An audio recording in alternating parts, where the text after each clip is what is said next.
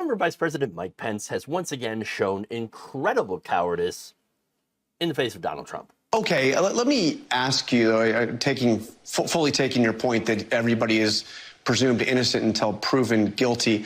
I remember in 2002, you voted to expel James Traficant, not after he was accused, but after he was convicted of a felony on corruption charges. You and virtually every other member of the House voted to expel him, saying that it wasn't right to have a convicted felon as a member of Congress. Would you hold that same standard for the White House?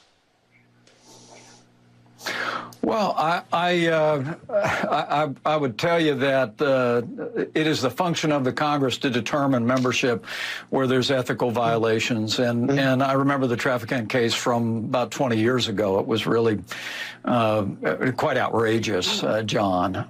But if you're saying would I apply that to my former running mate in this race, look, I think that needs to be left to the American people.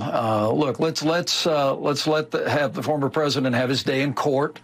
Let's maintain a presumption of innocence in this matter and in the other matter that unfolded this week here in Georgia. But I've said many times, John, I would have preferred that these matters be left to the judgment of the American people. I mean, no one's above the law, but with regard to the president's future, my hope is when we get to that debate stage, and I'm still kind of hoping maybe he'll come, is that we could really have a debate about the challenges facing the American people.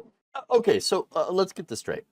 So it's not right to have a convicted felon in Congress, which I agree with. Okay, great. But it's totally okay if it's a president, but only if it's Donald Trump.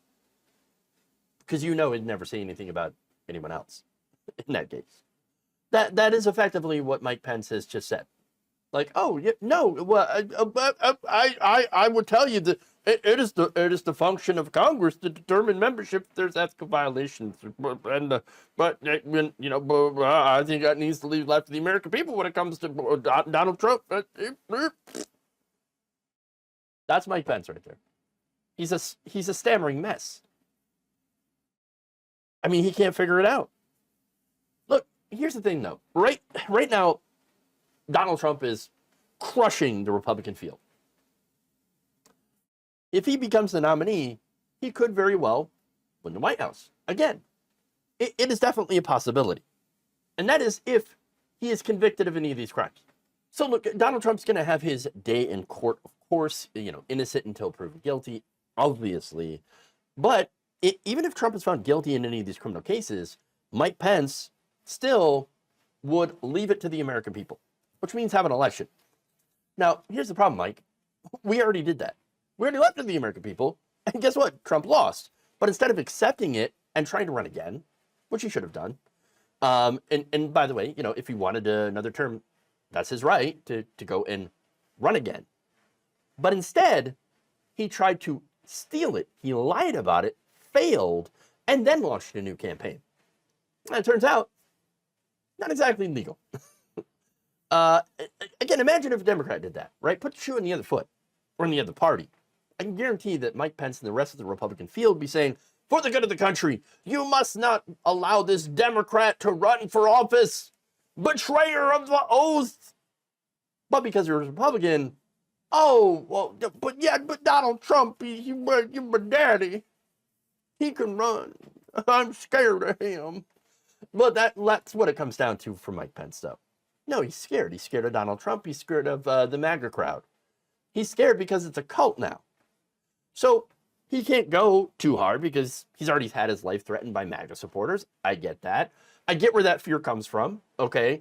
It's understandable, but at the same time, he's like, but also politics.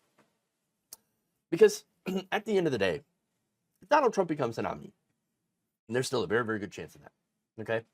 Donald Trump becomes the Republican nominee. All these Republicans, including Mike Pence, they're going to back him. They're going to vote for him. Of course they are. Even if it means to end a democracy, they would rather have Trump over Joe Biden. I may not be the biggest Joe Biden fan, right? But certainly, like, oh my God, choosing the end of democracy over having someone that you're not exactly a fan of, or even a member of the other party, win. I mean, that's the choice that they're going to make here. Oh, no, I'd rather end democracy, yeah, than have Joe Biden. It's not just him. It's people like William Barr. They do the same thing. They speak out against Trump, very strong sometimes, very forceful, but then says, well, yeah, well, if he becomes the nominee, of course, I'll still support him. I'll still vote for him. Well, then your statements mean nothing then at the end of the day. I mean, it's true, though. They don't mean anything. When they openly say, like, oh, yeah, no, we'd rather end democracy than allow a Democrat to win because he's the opposition, well, that really shows where you are. That's your real convictions right there. All political. They're also telegraphing this ahead of time, letting us know exactly who they are. That they will ultimately bend the knee to Donald Trump. Criminal or not, doesn't matter. And that should tell you all you need to know about the current state of the Republican Party.